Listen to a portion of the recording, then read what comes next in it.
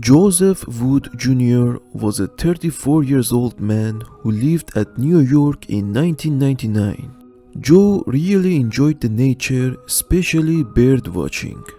In his younger days, he joined the Boy Scouts where he started to rank up and eventually reached the highest scouting degree named the Eagle Scout. He enjoyed journalism and he was a graduate of Yale University. He had a job as an editor in a book publishing company named The New Press. He was a well-known writer and editor in New York. On July 7, 1999, Joe traveled to Seattle to attend Unity 99, which is a national conference of 8,000 minor journalists. Joe had dinner with friends and he let them know he was going to Mount Rainier the following day to birdwatch. On the following day, he woke up early for the news conference breakfast and then he drove to Mount Rainier National Park. There is a receipt of entrance that shows he entered the park at 12:29 p.m. Joe reached the parking lot, parked his car and started hiking and watching the birds. Around 2 p.m. as he was traveling, he saw another hiker named Bruce Gumont. The two talked about which bird they had seen and then Joe asked how much farther the trail went. Bruce said the trail continued for another 5 to 10 minutes and then stopped because of snow and a questionable bridge. Bruce continued downhill and Joe went uphill. This was the last human contact anyone ever had with Joe. The trail Joe was on eventually led to Pearl and Devil's Dream Creek. At the conference, Joe's ex-girlfriend Somini Sengupta was also attending. She started to get worried when Joe didn't return to his room after 2 days and wasn't answering his cell phone. She contacted authorities and reported him as missing. A search was started and searchers immediately found Joe's car in the parking lot he had parked his car. Searchers started to walk the trails when they realized the snow that was in the area earlier when Joe took the trail was now melted away. Any tracks or clues may have washed away. It's worth mentioning this area hasn't seen much disappearances compared to other national parks. Searchers had a difficult time understanding where Joe was hiking because he didn't tell anybody where exactly he would be. But when Bruce saw the missing person pages in the newspapers, he recognized Joe's face and came forward and let the searchers know of his information. He told them where he saw Joe. Now the search effort was more centralized and they had a clue to where to look for the 34-year-old man. The search party continued searching without any success and on the 8th day they wanted to terminate the effort. They believed Joe couldn't survive the conditions. When Joe's family heard these statements, they contacted White House and Washington Governor Gary Locke for more help and aerial support.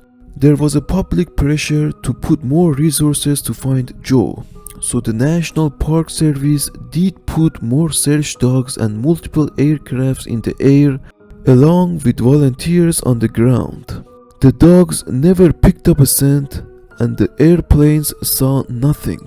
You need to remember Joe was an Eagle Scout and was very experienced in the outdoors and how to survive.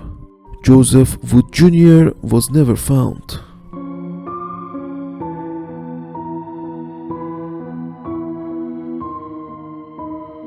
On September 27, 2010, 39 years old Todd Hoflanter went to hunt with his black Labrador dog and a friend at Seven Devils Mountain in Idaho. As they were walking the trails, Todd started to complain about his knee pain and he separated from his friend and started going downhill. He told his friend he was going to meet him at the bottom of the mountain at the river. They never met up. A witness reported seeing Todd at McCaffey Cow Camp, which was located at half of the distance down the mountain. When Todd didn't arrive at the meeting point, his friend called the authorities. Searchers started scouring the area, but they had no success of finding any clues about Todd or his dog. The search was terminated after 15 days of not finding anything. 18 days after Todd went missing, a couple of hikers found Todd's Labrador dog in the eastern side of the slopes of Seven Devils Mountain. Searchers went back to the area, and after several days of searching, they found nothing. The lakes in this area are named Hey Devil Lake, Purgatory Lake, Devil's Throne, and Seven Devils Lake. Todd's wife was interviewed later on, and she said Todd and his dog were inseparable. She said his dog followed her wherever he went, and there was no way he would leave Todd in the middle of a mountain. Todd Hoflander has never been found.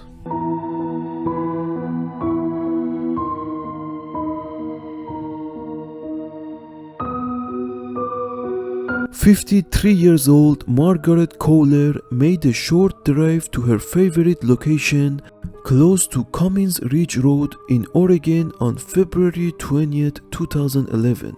She had her 5-year-old Labrador dog accompany her during this hike. She took her dog out of the van and suddenly she vanished. Margaret had told one of her friends where she was going, and after she didn't come back from her hike, her friend called the authorities and a search was started. Searchers combed the area she was heading but found nothing until March 3rd, 11 days after Margaret went missing, where they found Margaret's van on Forest Service Road 1051 in the Cummins Ridge Trail area.